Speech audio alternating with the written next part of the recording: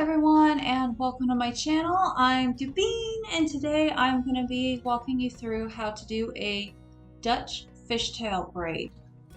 Now if you don't know how to do a fishtail braid, I have a tutorial on that, and if you don't know how to do a Dutch braid, I have a tutorial on that as well, so you can check those out before we get started here.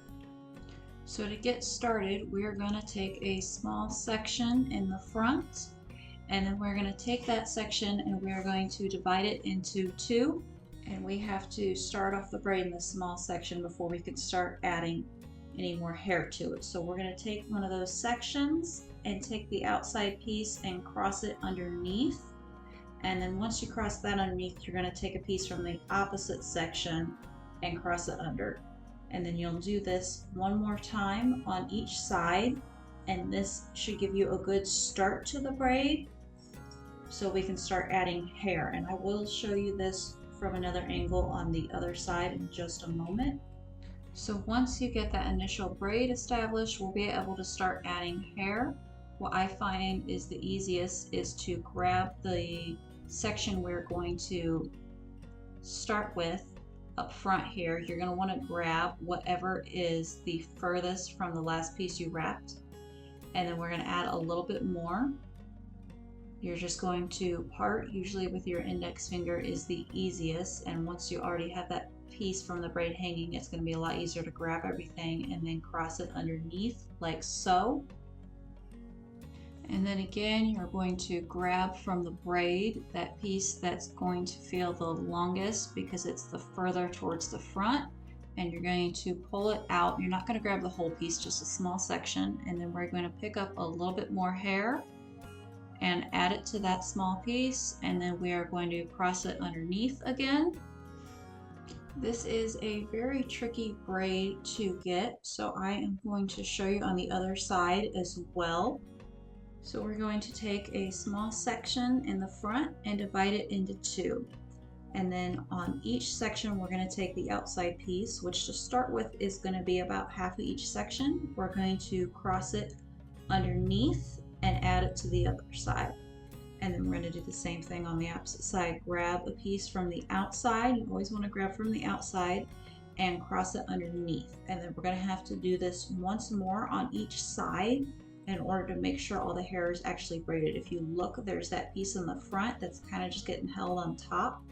So that's what we're going to grab and cross underneath, and then do the same thing on the other side before we start adding hair. Again, this is a very tricky braid, so if you struggle a little bit getting started, please don't get frustrated with yourself. Now to continue to add hair to the braid, I'm going to show you from the back just because it's a little bit easier to see. So we're going to take that little piece out from the braid that's going to be the piece that's kind of the longest, that's going to be the least braided, if you will, and we're going to pull it out and let it hang while we grab a little bit more hair. You don't want to be grabbing a lot, because if you grab too much and you make the sections too large, it is going to look more like a regular Dutch braid than a fishtail Dutch braid. The big difference is the pieces of, or the size and the pieces of hair that you are grabbing. So here we're doing it again on the other side. We're grabbing that piece out the braid that's just hanging, and then we're adding a little bit more hair, and we're wrapping it underneath and then pulling snug.